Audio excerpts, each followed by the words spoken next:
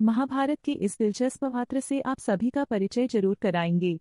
जिस पात्र के बारे में आपको बता रहे हैं वह एक निर्जीव पात्र है, लेकिन महाभारत के युद्ध में इसका सबसे महत्वपूर्ण योगदान रहा है। ये न होता तो महाभारत का युद्ध न होता।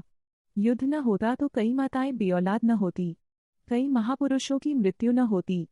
हम बात कर रहे हैं मामा शकुनी के पासे की, जिसे उसके पिता ने अपनी मृत्यु के बाद अपनी रीढ़ की हड्डियों से बनाने के लिए कहा था।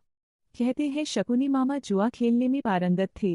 वह जहां पर भी जुआ खेलते थे उनकी जीत निश्चित होती थी।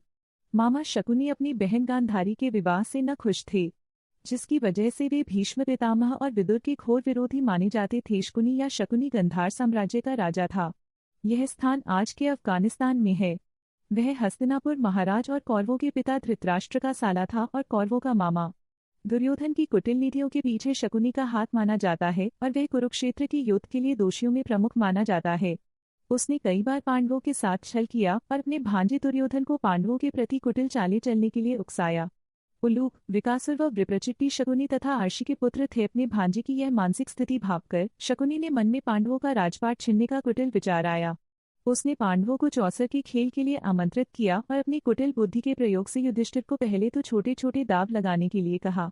जब युधिष्ठिर खेल छोड़ने का मन बनाता तो शकुनी द्वारा कुछ न कुछ कहकर युधिष्ठिर से कोई ना कोई दाव लगवा लेता। इस प्रकार महाराज युधिष्ठिर एक एक कर अपनी सभी वस्तुओं को दाव पर लगाकर हारते रहे और अंत में उन्होंने अपने भाइयों और अपनी पत्नी को भी दाव पर लगा दिया और उन्हें भी हार गए। और इस प्रकार द्रौपदी का अपमान करके दुर्योधन ने अपना प्रतिशोध ले लिया और उसी दिन महाभारत की युद्ध की नींव पड़ी।